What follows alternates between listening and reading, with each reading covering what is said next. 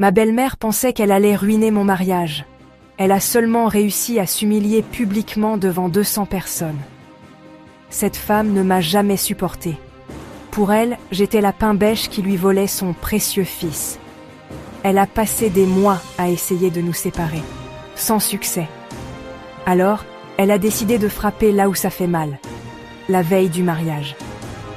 Je rentre dans ma suite d'hôtel, et je la vois, ma robe, la robe de mes rêves, celle qui a coûté une fortune, sur le lit, en lambeaux. Elle l'avait découpée au ciseau. Et pour être sûre de son coup, elle avait vidé une bouteille de vin rouge dessus. C'était une scène de crime. J'ai appelé mon fiancé en larmes. Il n'a pas voulu me croire. Ma mère, jamais. Tu imagines des choses. Il a même suggéré que j'avais peut-être fait ça moi-même pour attirer l'attention. Ce qu'il ne savait pas, c'est que j'avais caché une petite caméra de surveillance dans la chambre, juste au cas où. Le lendemain. L'église est pleine. La musique, les fleurs, tout le tralala.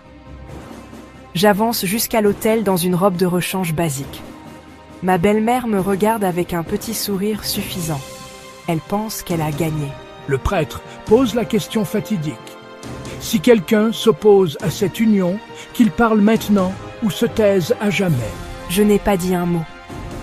J'ai juste fait un signe de tête à mon frère, qui était près de la régie. Soudain, un écran géant descend derrière l'hôtel, et la vidéo commence. On y voit ma belle-mère entrant dans ma chambre comme une furie. On entend le bruit des ciseaux qui déchirent la dentelle. On la voit verser le vin avec un sourire diabolique, en haute définition. Le silence dans l'église était total, assourdissant. J'ai regardé mon fiancé, dont le visage s'était décomposé. J'ai regardé ma belle-mère qui était devenue grise. J'ai pris le micro du prêtre. J'ai juste dit « L'opposition est acceptée ». J'ai enlevé ma bague, je l'ai laissée tomber par terre et je suis sortie de l'église la tête haute. La fête a été annulée, mais le spectacle, lui, était inoubliable.